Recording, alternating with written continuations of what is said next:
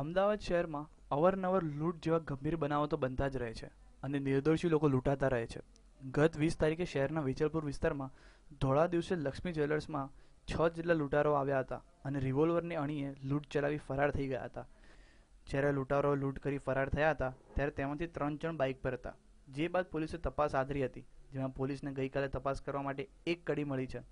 પોલીસને ગઈકાલે બાતમી મળી હતી જુવાપુરા એ વોર્ડ વિસ્તારમાં 2 બિનવારસી બાઇક પડ્યા છે. જે બાદ પોલીસ ઘટના સ્થળ પર જઈને ચેક કરતા પોલીસને માલુમ પડ્યું હતું કે લૂંટમાં જે બાઇકનો ઉપયોગ થયો હતો તે જ બાઇક છે. જે બાઇકોનો ઉપયોગ થયેલો હતો એ બે બાઇકો જુવાપુરા એ વોર્ડમાંથી બિનવારસી મળી આવેલ છે. જે આરોપીઓ ઉપયોગ કરેલો એ જ બાઇકો છે. એનું વેરિફિકેશન કરતાં એ રેડ કલરની અને બ્લુ કલરની બાઇક એ ગઈકાલ સાંજે મળી આવેલ છે.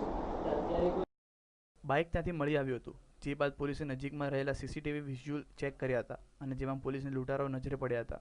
જુઓ, લૂંટ કર્યા બાદ કેટલી આસાનીથી લૂંટેરાઓ એ વોર્ડમાં આવે છે. આરોપીઓ લૂંટ ચલાવ્યા બાદ બાઇક ત્યાં પાર્ક કરી ચાલતા ત્યાંથી પસાર થઈ રહ્યા છે, જે પણ સીસીટીવી કેમેરામાં નજરે પડે છે.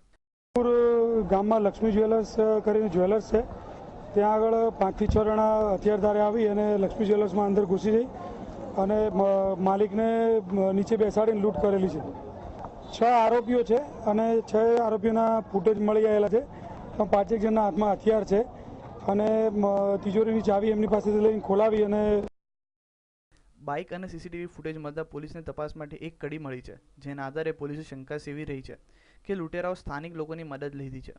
બીજી તરફ પોલીસની નજીકમાં રહેલા પેટ્રોલ પંપ પરથી સીસીટીવી વિઝ્યુઅલ મળ્યા છે, જેના પર નજર પડે છે કે આરોપીઓ બાઇકમાં પેટ્રોલ પુરાવી રહ્યા છે.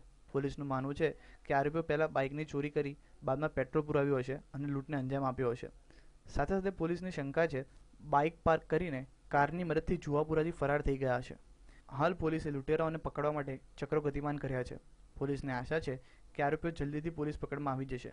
કેમેરામેન રોનક ગોસ્વામી સાથે કશ્યપ જોશી, ન્યૂઝ ઓનલાઇન, અમદાવાદ.